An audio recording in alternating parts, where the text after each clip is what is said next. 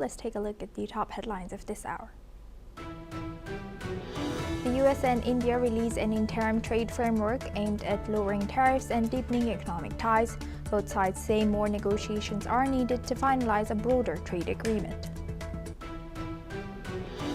Iran's foreign minister says US nuclear talks mediated by Oman are off to a good start and will continue. Tehran insists it will discuss only its nuclear program and calls for talks without threats or pressure.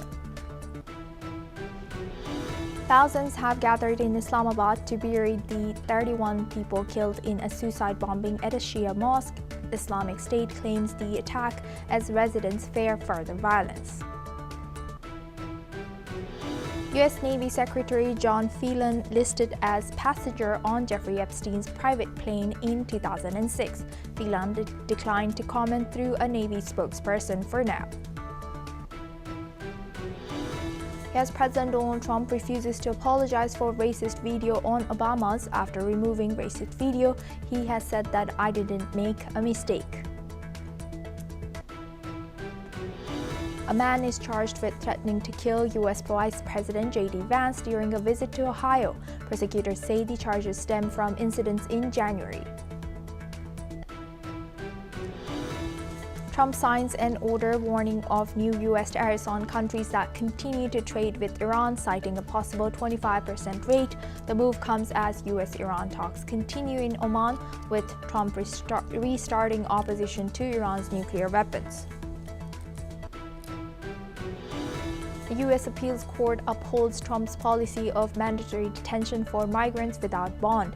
The 2-1 ruling marks the first of appellate backing despite widespread lower court opposition. Now we start with Russia. Top officials from the Organizations for Security and Cooperation in Europe have made their first visit to Moscow since Russia's invasion of Ukraine in 2022. The OSCE's acting head, Swiss Foreign Minister Ignazio Cassis, and Secretary General Feridun Hadi Siniroğlu met Foreign Minister Sergei Lavrov for several hours of talks. Cassis said the goal was to reopen dialogue, saying without talking there can be no trust. The official said they stressed the need to end the war and highlighted the heavy human toll of the conflict. Cassis has also added the OSCE could deploy a monitoring and verification mission if a ceasefire is reached. The visit comes as Ukraine, Russia, and the United States held trilateral talks in Abu Dhabi this week.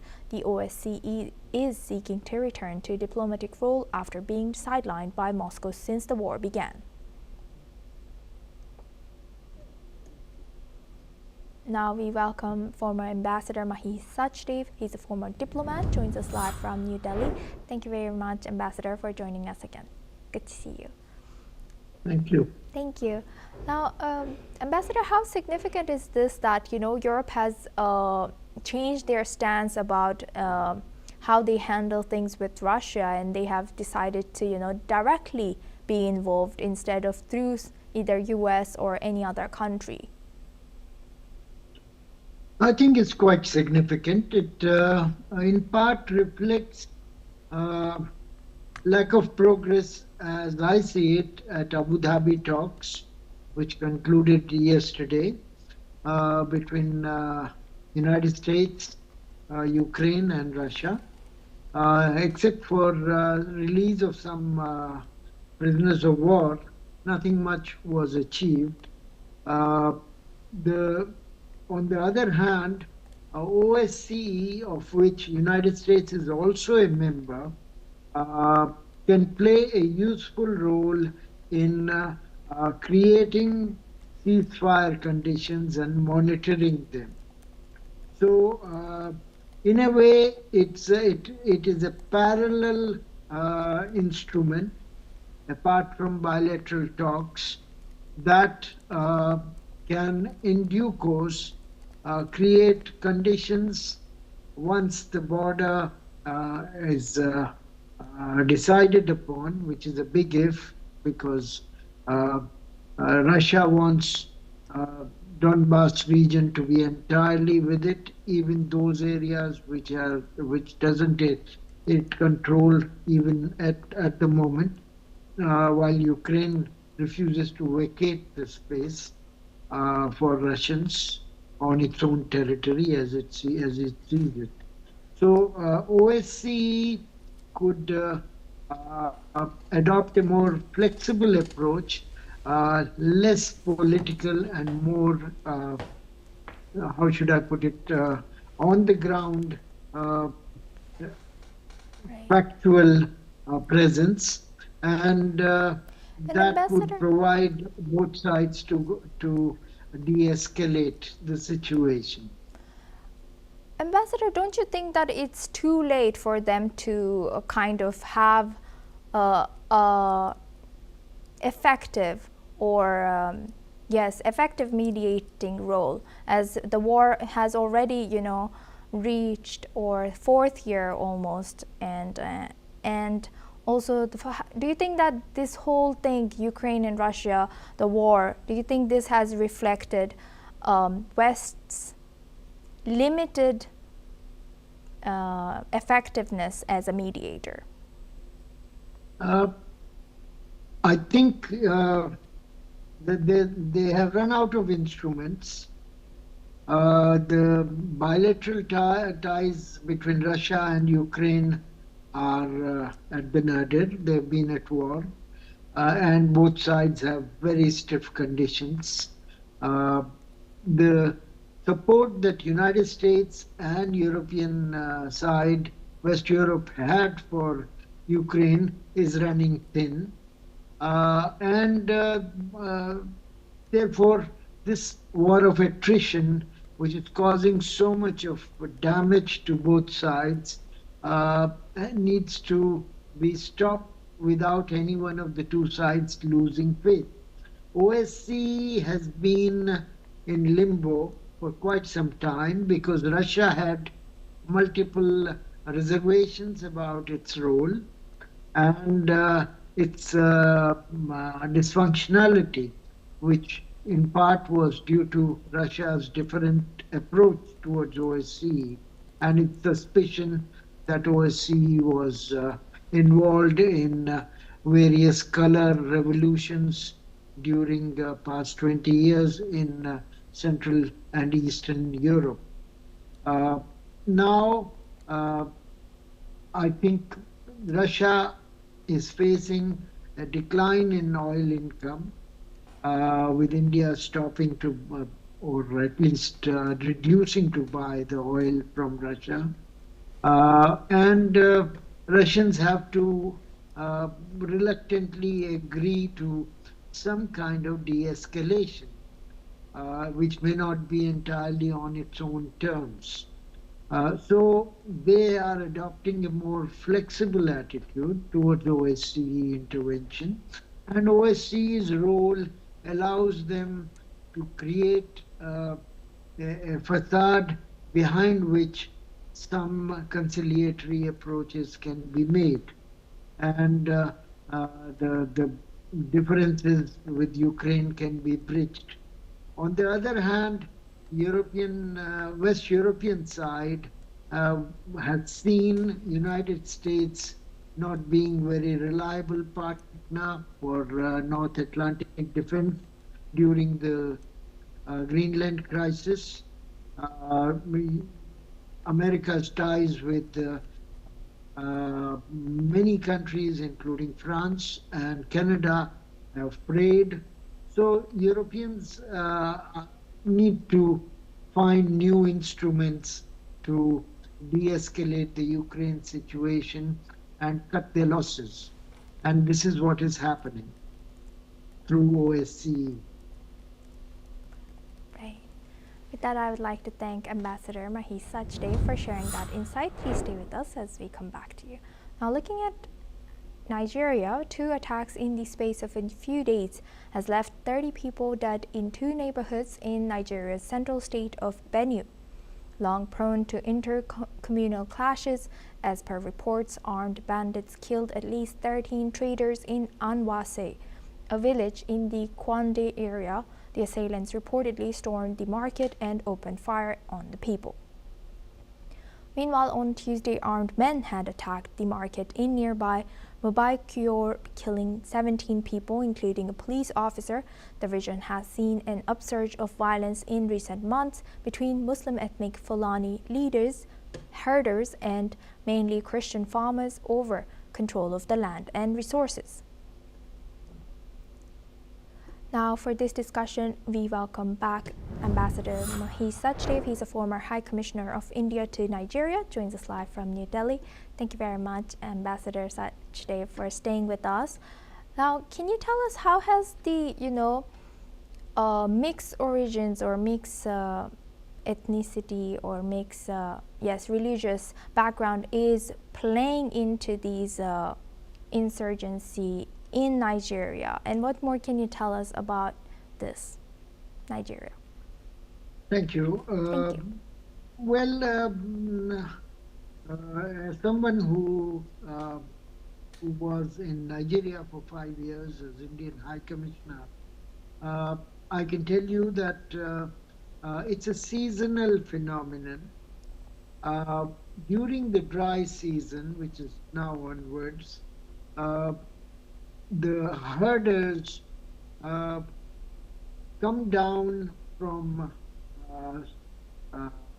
north to central Nigeria, which is more fertile in the river valleys, and they want to graze their animals, particularly before Ramadan and Eid falls in. Now, the areas in central Nigeria is increasingly populated by Christian settlers who are acting as farmers and rural artisans, etc. So that provides a fertile ground for these skirmishes. And Fulani herders are often well armed, as they are law to themselves, and have access to Boko Haram terrorists and other sources of weapons.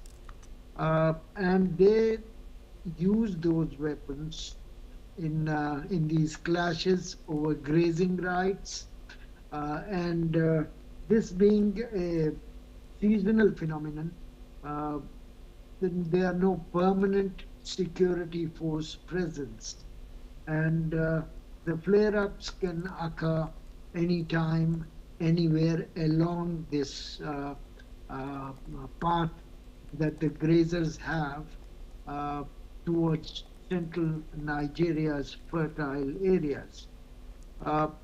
This is one reason why violence occurs, and in Benue state, that is the particular cause.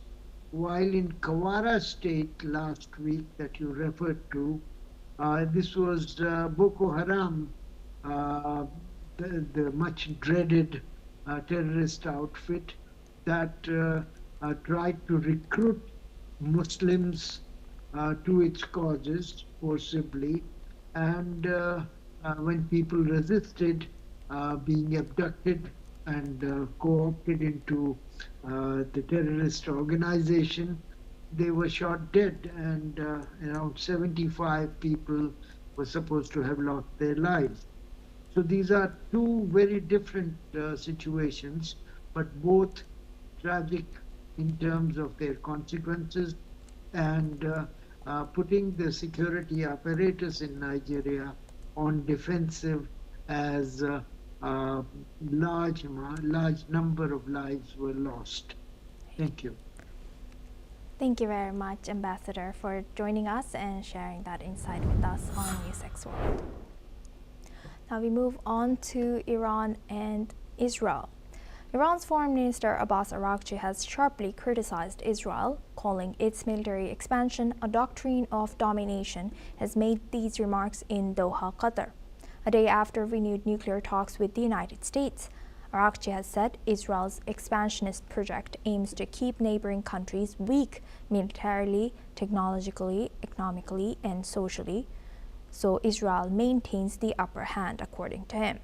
He has accused Israel of freely building its military arsenal, including weapons outside any inspection regime, while pressuring other countries in the region to disarm. He has added that countries attempting to strengthen their defense or pursue scientific progress face sanctions and restrictions. Arakchi has stressed that this is not about arms control or security, but about enforcing permanent inequality.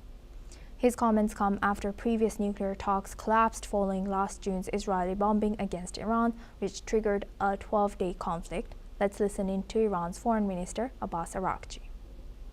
Israel's expansionist project requires that neighboring countries be weakened militarily, technologically, economically, and socially, so that the Israeli regime permanently enjoys the upper hand.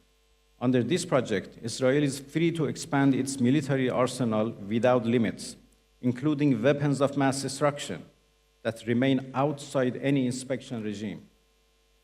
Yet, other countries are demanded to disarm. Others are pressured to reduce defensive capacity. Others are punished for scientific progress. Others are sanctioned for building resilience. Nobody should be confused. This is not arms control. It is not non-proliferation. It is not security. It is the enforcement of permanent inequality. Israel must have a military, intelligence, and a strategic edge, and others must remain vulnerable. This is a doctrine of domination. Now we welcome retired Colonel Sanjay Sirohi. He's an international relations and defense expert, joins us live from New Delhi.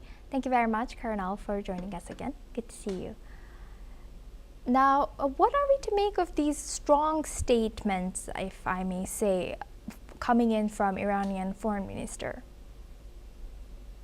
Well, thank you very much, Asuma, for having me on your news channel and discussing something very, very important and very serious. Now, after the Friday talks, this is the first time Iranian foreign ministers have given a statement, and that statement categorically says that there is a doctrine of domination which is being followed by Israel. Now, to some extent, what he is saying is absolutely correct, because Israel, there is no restriction on Israel as far as the nuclear weapons are concerned. There is no restriction on their missile program or any other military development which the Israelis taking place, doing, whether technology advancement or other quality as well as the quantity part. But when it comes to specifically to Iran, then there are a lot of restrictions, there are a lot of curtailments. They are not allowed to enrich their weapons. They are asked to have a cap on their long-range missiles. So that what he's saying is absolutely correct, but we have to go into the background of why this thing is happening, why the Americans or the Israelis don't want that Iran should have all these weapons, because Iran for last quite a number of years, maybe a decade or more, Iran is supporting their proxies like Hamas in Gaza, Hezbollah in Lebanon, Houthis in Yemen, and some proxies in Iraq as well as in Syria. So through these proxies, Iran is trying to destabilize the region, which includes Saudi Arabia, Jordan, Egypt, and other places. So I think what Americans or the Israelis are doing, they are trying to control Iran, because if they don't control Iran, then Iran can be a total threat to the Middle East. So I think it is because of the background that all these restrictions are being imposed on Iran. And if Iran stops supporting their proxies, if Iran stops interfering in internal matters of other countries, then what their foreign minister Arakchi is saying is absolutely correct. Then the restriction should be on everyone, and Iran should not be singled out. Asuma. Yes, thank you for highlighting that. And also, even though it sometimes seems like Iran is cornered in a way, but why is Iran so confident and so emboldened or making such bold statements? Why do you think? as far as, because Iran, if you see the history of Iran, Iran has been under sanctions for last 46, 47 years. And they have prepared themselves for those sanctions and they have been able to survive, except for the last month's protests which took place in Iran because of the inflation and because of the unemployability. Otherwise, Iran has been managing itself. Iran has got the largest oil reserves, but because of the sanctions, they are not able to export their oil except for the China, which is not bothered about the sanctions of Americans, and they are buying it. So I think, and secondly, the point is that Iran army is a totally inoculated army. They are conditioned army. They have fought with Iraq for 8 years, and they know what is required for their defense forces. So as a result of that, they have concentrated on developing their missile system, which is very, very strong. And that missile system and drones are very, very strong, and that's why these drones and these systems are being used by the Russians in Ukraine. So I think it is because of their defense potential, because they know they cannot hit America, the mainland, but they also know that they can hit the American bases all around Middle East and including Israel. And with their latest missile, which has got a range of 2,000 kilometers, they are able to take on each and every target in the Middle East or the American bases in the Middle East. So I think it is because of that they are showing so much of confidence, and because of that confidence, there is still a reluctance on part of US administration to go in for all-out offensive, because they are also not very clear. Although they may start the war, they will win the war, but the damage the Americans will face with fighting with Iran will also be enormous. Asuma. With that, I'd like to thank a retired Colonel, Sanjay Sirohi, for joining us and sharing that insight. Now we move on to, and we stay on Iran. Iranians in Tehran are expressing optimism after nuclear talks were held between Iran and the United States in Oman. Many citizens are hoping that diplomacy will continue to move forward while still remaining cautious about the outcome. Let's now listen into some of their reactions. با کمی عقب نشینی عزتمندانه و چی بگم امتیازاتی که کل برنامه هسته ایران رو زیر سوال نبره میشه یه برنامه‌ای پیش برد که هم مردم آسیب نبینن هم یه گامی پیش به سوی صلح و امنیت تو منطقه بود. کشورهایی هم که مثل کشورهای آمریکا یا کشورهای متحد آمریکا سعی میکنن که با ایران به توافق برسن تا به مرحله نظامی برسن، چرا که ایران هم یک قدرت نظامی هست. از این جهت به مذاکرات خوشبین هستیم. Iran's Foreign Minister Abbas Araghchi has called the talks a positive start and confirmed that they would continue.